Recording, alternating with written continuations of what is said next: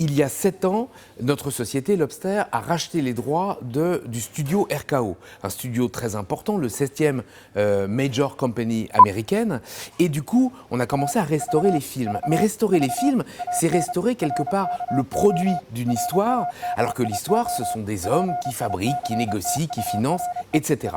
Donc rapidement, nous nous sommes aperçus qu'il y a eu un livre extraordinaire fait par Richard Jewell en 2 tomes qui s'appelait Naissance d'un titan et qui racontait l'histoire de la société RKO.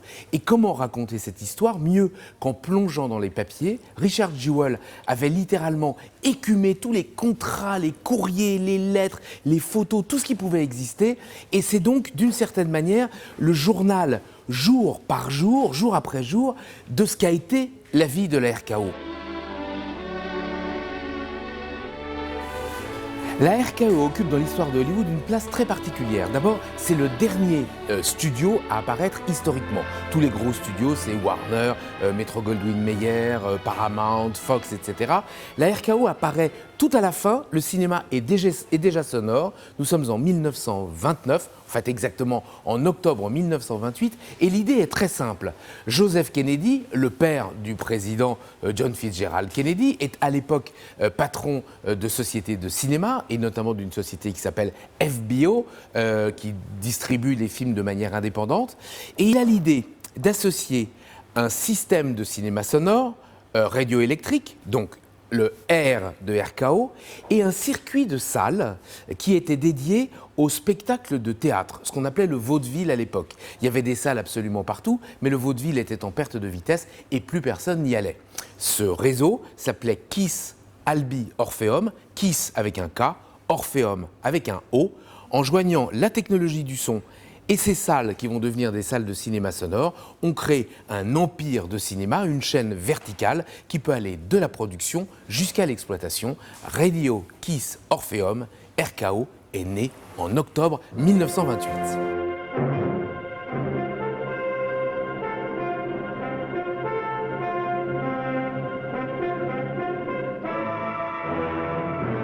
Au moment de la création de RKO, les places sont d'une certaine manière déjà prises.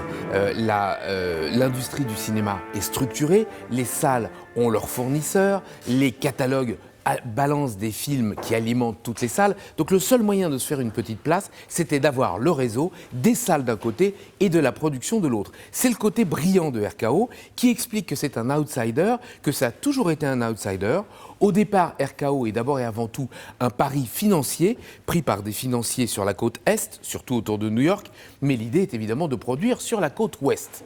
Cette particularité n'est pas négligeable, parce qu'en réalité, le financement, l'argent, les décisions, je dirais financières et structurelles, viennent de l'Est, mais pour produire des longs métrages, et en produire à peu près un tous les 15 jours au départ, il faut des hommes, et ces hommes, d'une certaine manière, on leur fout la paix.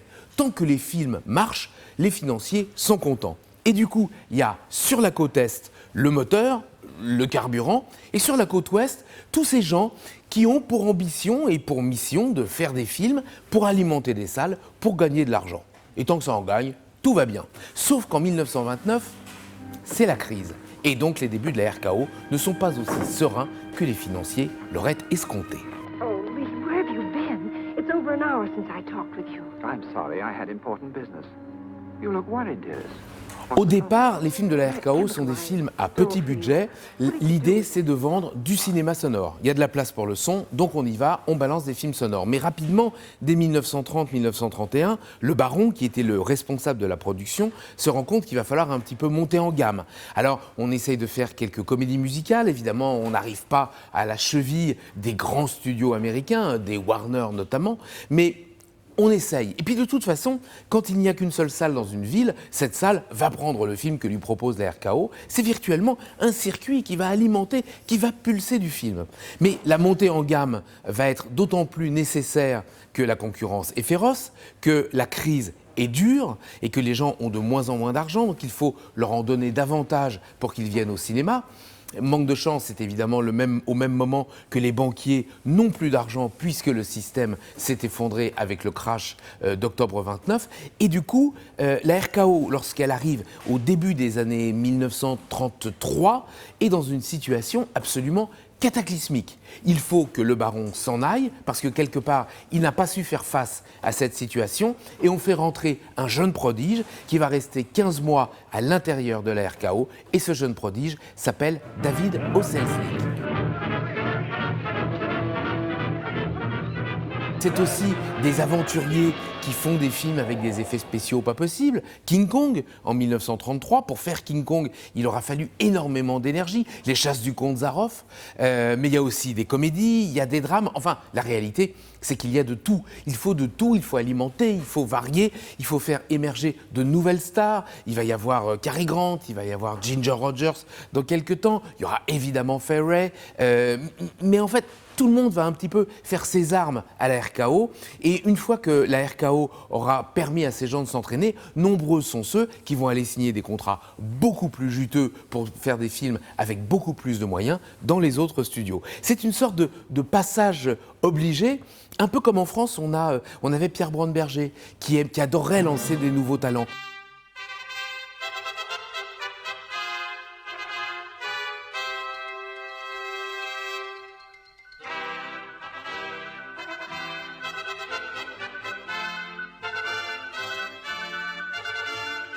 RKO va investir au cours des années 30 sur des noms comme Alfred Hitchcock, comme Orson Welles, qui fait ses 2 premiers films à la RKO, et sans RKO, il n'y a pas Orson Welles. Mais quand on pense à un film comme Flying Down to Rio, par exemple, qui est une comédie musicale, et puis on se rend compte que c'est un peu court, alors il faut rajouter un numéro, danser. Ce numéro, il faut des vedettes, des danseurs. On va prendre Ginger Rogers, qui était déjà dans le cast, et puis on va chercher un danseur. Et il se trouve qu'à ce moment-là, il y a un danseur qui n'avait plus sa place à Broadway, qui tentait sa chance à Hollywood, et qui avait fait un casting qui s'était mal passé. Sur sa fiche, il y avait marqué joue très très mal, danse divinement bien, légèrement chauve. Voilà, c'était ça ce qu'il y avait marqué. Oh, danse divinement bien, bon allons-y, on le prend. Fred Astaire, et c'est parti pour 9 films avec Ginger Rogers qui vont faire rentrer la RKO à l'intérieur de la légende.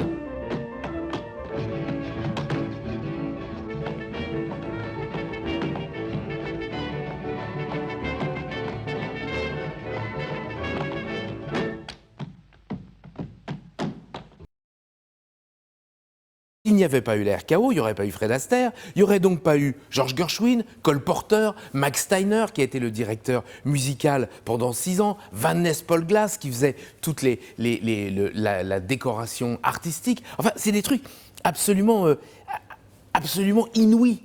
Comment, sur une décision financière et sur une liberté donnée à des directeurs de production, on va pouvoir inventer tout. Et puis, il y a King Kong. King Kong, c'est l'œuvre de 2 hommes, Schoedsack et Cooper. Ernst Schoedsack était un soldat pendant la Première Guerre mondiale. Il s'est retrouvé emprisonné avec Merian C. Cooper. Ils ont décidé à ce moment-là de faire des films d'exploration. Dans les années 20, ils ont fait Chang, Grass, enfin des très très grands films du bout du monde. Et puis lorsqu'arrive le cinéma sonore, ils vont décider de transférer ce savoir-faire qu'ils ont sur les documentaires et le cinéma du bout du monde réel dans un cinéma du bout du monde imaginaire, grâce au trucage, grâce au cinéma sonore et grâce à la puissance de la RKO. King Kong, c'est un pari fou, ça s'appelait le projet 601. L'idée de King Kong, c'était avec 600 000 $, il fallait raconter l'histoire, donc vous la connaissez, d'un singe géant qui arrive à New York et qui va semer la panique, etc. C'était surtout une romance, c'était La Belle et la Bête, adapté aux monstres exotiques.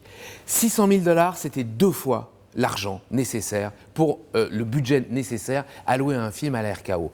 Alors Schoedsack et Cooper vont avoir une idée géniale. Ils vont dire, mais c'est très simple, on prend 600 000 $ et le jour, on fait King Kong, et la nuit, dans un décor juste à côté ou souvent dans les mêmes décors, on n'a qu'à faire les chasses du comte Zaroff avec les mêmes acteurs, les mêmes techniciens, et puis comme ça, ça coûtera 2 fois moins cher. Bon, évidemment, les gens étaient un petit peu fatigués à la fin de l'affaire, mais ça a permis de faire de faire naître le plus grand film fantastique de l'histoire du cinéma, qui est aussi un film d'animation extraordinaire, avec Willis O'Brien à l'animation, avec Murray Spivak au son. Enfin bref, King Kong, c'est le chef-d'œuvre absolu, et c'est le premier immense film de la RKO.